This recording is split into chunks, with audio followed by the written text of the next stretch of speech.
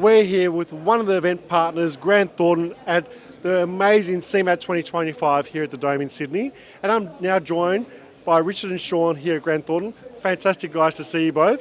How you been? Great, fantastic to see you too, Lawrence. Yeah, it's fantastic to be here. It's really exciting. There's lots of great exhibitors, and it's great to be here getting more immersed in supply chain solutions. Yeah. Well, let's expand on that for the audience and the viewers. Let's talk about what Grant Thornton does and why it's so important for supply chain stakeholders. Absolutely. Well, this is for a lot of businesses, there's a really significant investment in terms of selecting a technology solution, and it's an investment that you're going to have to pay back over many years. So it's critical you get the right one.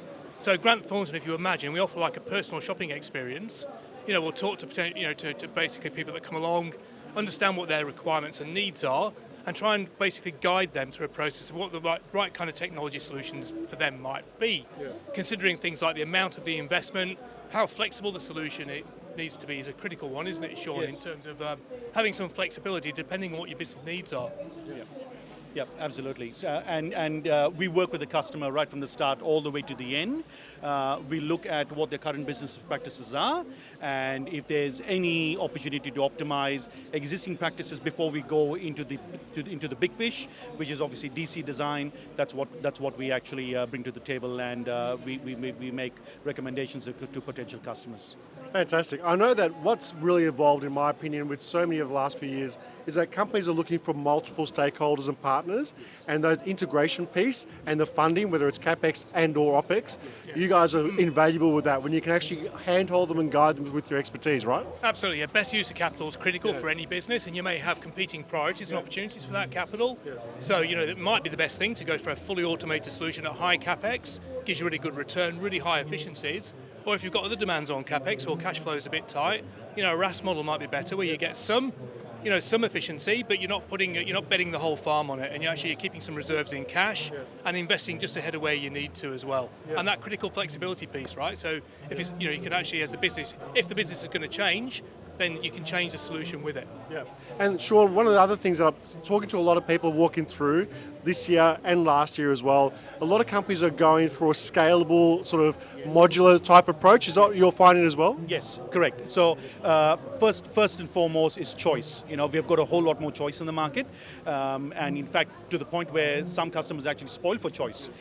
We are here to remove a little bit of that ambiguity and to show a clear pathway as to what your potential choice is. And as far as scalability is concerned, as Rich alluded a while ago, it's just making sure that any potential solution can work with your capital investment. You don't have to put all your eggs in one basket, and make sure that the growth is steady, it's stable, and it's sustainable for both.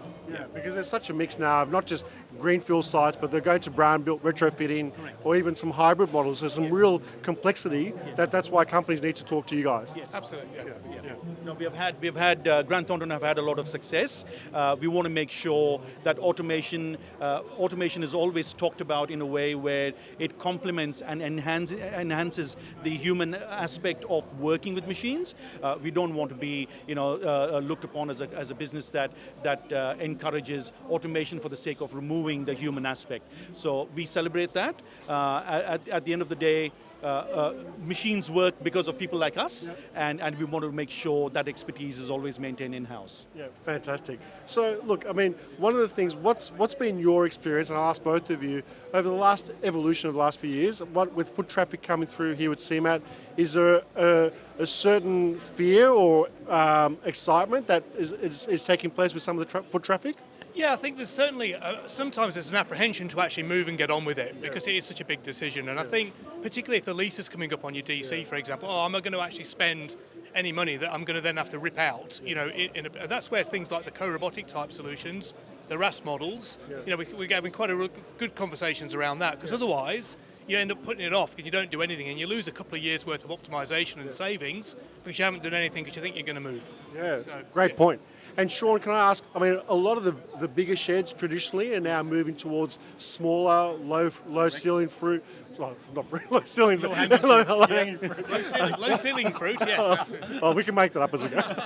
But there's a whole new different evolution of the way people are looking at their fulfillment. Yes. Well, that's driven by real estate. I mean, it's no surprise, being in Sydney, we've got some of the most expensive real estate on earth. Our industrial vacancy rates are at an all-time low, and people have got to think. And it's refreshing to see businesses expand their thinking. Traditionally, businesses will always say, oh, we need a new shed, let's go far out west. How west can you go? You need infrastructure put in. So we've all been thinking on our feet, trying to take the next step ahead. If you have expanded your capabilities, if you think you've expanded your capabilities, maybe you haven't.